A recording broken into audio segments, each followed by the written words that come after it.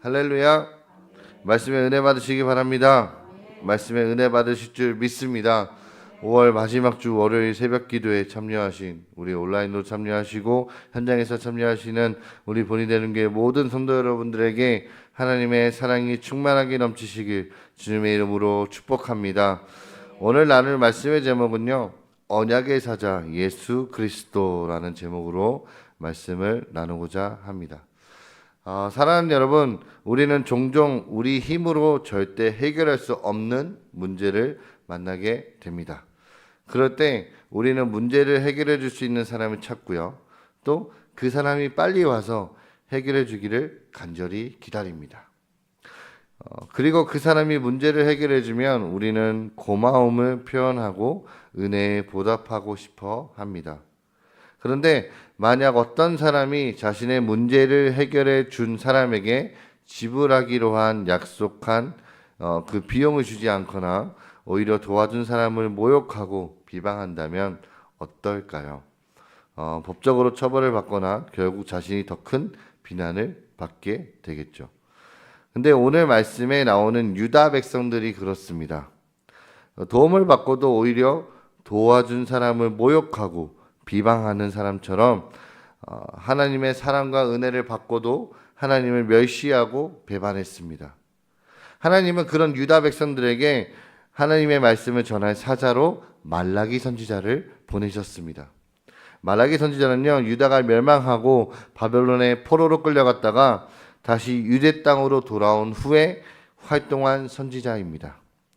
유대 땅으로 돌아온 유대인들은 그 무너졌던 성전을 다시 건축하고 다시 하나님께 제사도 드렸습니다. 그런데 그 제사는 하나님이 받으실 만한 제사가 아니었습니다.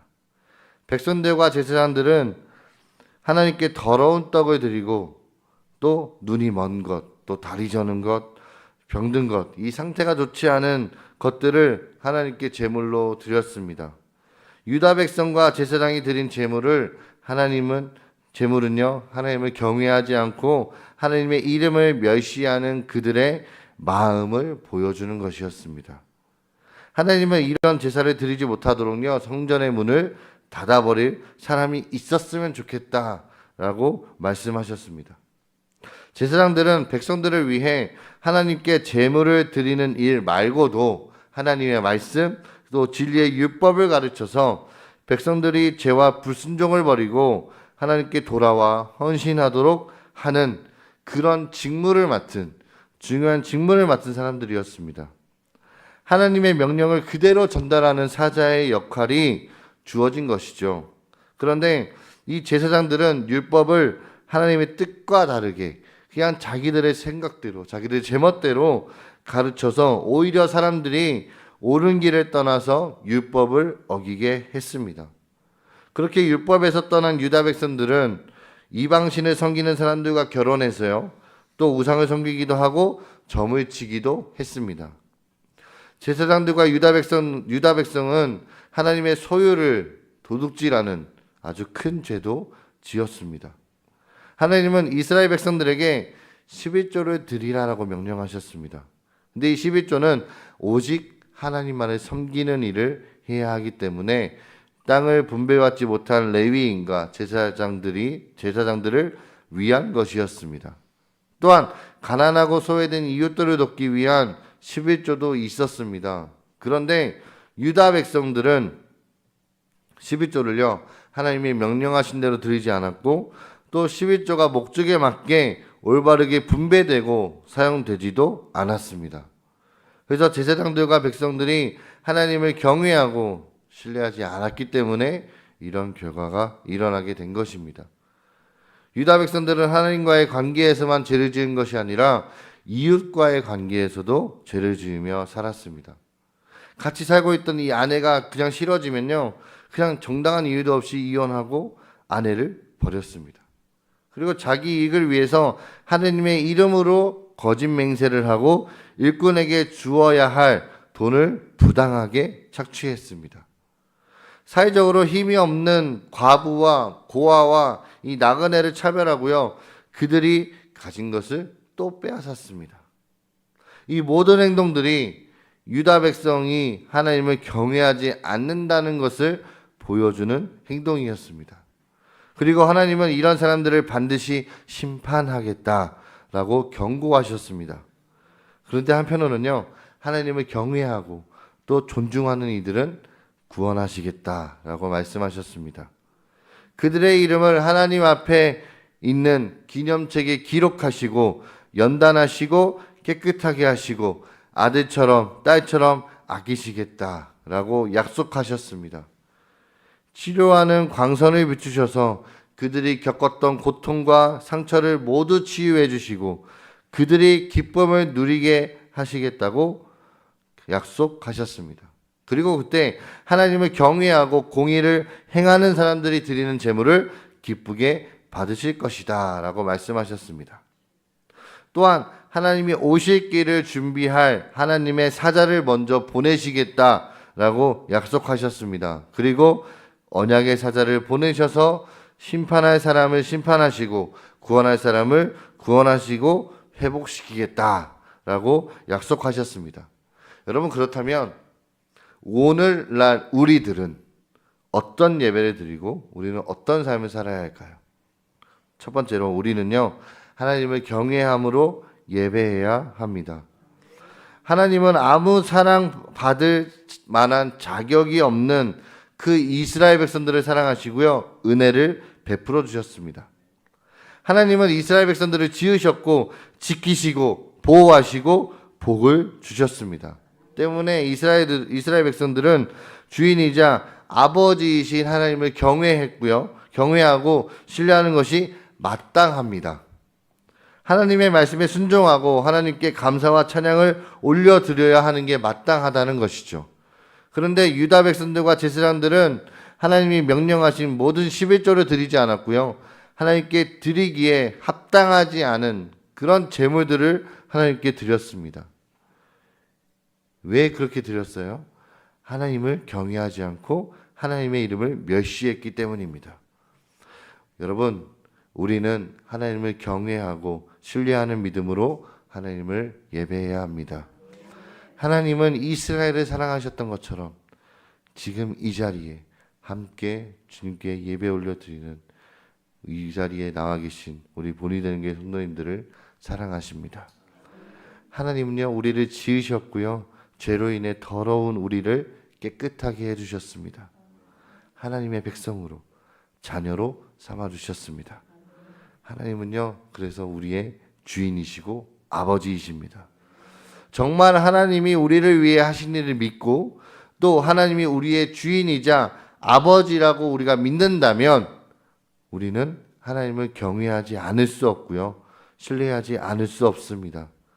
하나님을 예배하지 않을 수 없습니다. 사랑하는 본이 되는 게 성도 여러분들, 하나님이 기쁘시게 받으실 만한 믿음의 예배를 드릴 수 있기를 바랍니다. 두 번째, 우리는 어떻게 살아가야 되냐? 하나님의 말씀에 순종함으로 우리의 삶을 드려야 합니다. 제사장들과 유다 백성이 하나님께 지은 죄는 단지 그냥 합당한 제사를 드리지 않은 것만이 아니었습니다. 제사장들은요, 하나님이 주신 그 진리의 율법을 올바르게 가르치지 않았고 또 하나님의 말씀을 떠나서 우상을 섬기고 온갖 죄를 저질렀습니다. 하나님의 말씀을 지키지 않는 교만한 사람들이 오히려 복을 받는다라고 그런 거짓된 말을 하면서 똑같이 자기의 이익을 위해 거짓말을 하고요, 또 힘없는 사람들을 억압하고 괴롭히는 죄를 지었습니다. 하나님은 많은 제물로 제사를 드리는 것보다 하나님의 말씀에 순종하는 것을 더 기뻐하십니다. 하나님을 경외하는 사람들은 이 악한 사람들이 더 성공하는 것처럼 보이는 이 상황 속에서도 하나님을 신뢰하는 사람들입니다. 그리고 우리가 하나님의 말씀에 순종해서 정직하고 공정하게 행동하고 또 이웃을 사랑하고 섬길 때 하나님이 약속해 주신 복을 누리게 될 것을 기대하는 사람들입니다. 하나님은 그런 믿음의 사람들을 지켜주십니다. 그들의 예배를 기쁘게 받으시고요, 그들을 통해 하나님의 영광이 나타나게 하시겠다라고 약속하셨습니다. 여러분들도, 우리 사랑하는 성도 여러분들도 하나님의 말씀대로 살아가려고 할 때 불의한 현실 때문에 낙담하거나 유혹을 받을 때도 있을 것입니다. 그럼에도 불구하고 하나님의 약속을 믿고 하나님이 하실 일을 기대하며 우리의 삶을 하나님께 드릴 수 있기를 주님의 이름으로 바랍니다. 마지막 세 번째, 우리는 어떻게 살아가야 되느냐? 예수님을 믿음으로 예배와 순종의 삶을 살 수 있습니다. 사랑하는 여러분, 하나님은요, 우리가 하나님을 경외하고 또 신뢰하기를 원하십니다. 우리가 하나님이 기쁘게 받으실 만한 예배를 드리고 하나님의 말씀에 순종하는 삶을 살기를 원하십니다. 그런데 죄인인 우리가 어떻게 하나님이 받으실 만한 예배를 드리고 하나님께 우리가 순종할 수 있을까요? 바로 예수님 때문에 가능합니다. 하나님은 말라기 선지자가 유다 백성들에게 약속했던 대로 하나님의 길을 예비할 사자인 세례 요한을 보내주셨고 또 하나님의 백성들을 회복시킬 언약의 사자이신 예수 그리스도를 보내주셨습니다. 여러분, 예수님은 십자가에서 우리가 받아야 할 모든 죄값을 대신 치르시고 죽으셨습니다. 모든 죄와 죽음을 이기시고 부활하신 예수님은요, 우리들에게 성령을 보내주셨습니다. 예수님의 십자가 때문에 우리는 죄를 용서받고 하나님의 자녀가 되어서 하나님을 아버지라고 부를 수 있는 특권을 받았습니다.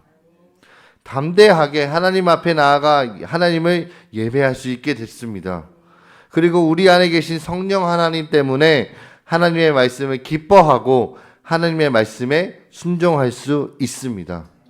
우리를 구원하시고 회복시키기 위해서 예수님을 보내주신 하나님께 감사하는 마음으로 예배하고 예수님을 의지해서 말씀에 순종할 수 있기를 바랍니다. 사랑하는 여러분, 하나님은 우리를 사랑하셔서 약속대로 우리를 구원하시기 위해 예수 그리스도를 보내주셨습니다. 그 예수님의 십자가 때문에 우리는 하나님 나라에 들어갈 수 있게 되었고요. 하나님을 아버지라고 부를 수 있습니다. 그런데 그 하나님이 어떤 분이십니까? 우리를 지으신 분이시고 다스리시고 지키시는 분이시고 구원하시고 심판하시는 분이십니다. 하나님의 백성은 이 사실을 알고 있기 때문에 하나님을 경외하는 사람들입니다. 그래서 하나님께 합당한 영광을 돌리고 예배하는 사람들입니다. 우리 사랑하는 본이 되는 게 성도 여러분들이 다 하나님이 기뻐하시는 예배자가 되시길 바랍니다. 또한 하나님의 백성은 하나님을 주님으로, 하나님을 왕으로 인정하기 때문에 말씀에 순종하는 사람들입니다. 하나님의 말씀대로 공의롭게 행동하고 이웃사랑을 실천하는 사람들입니다. 일상 속에서 하나님의 말씀을 기억하고 순종하는 여러분들이 되시길 바랍니다. 교회에서든 직장에서든 가정에서든 하나님이 맡겨주신 일을 정직하게 행하는 여러분들이 되시길 바랍니다. 또한 나보다 약하고 부족한 사람을 함부로 대하는 것이 아니라 오히려 그들의 부족함을 우리가 채워주고 도와줄 수 있는 우리 사랑하는 본이 되는 게 성도 여러분들이 되시길 주님의 이름으로 축복합니다.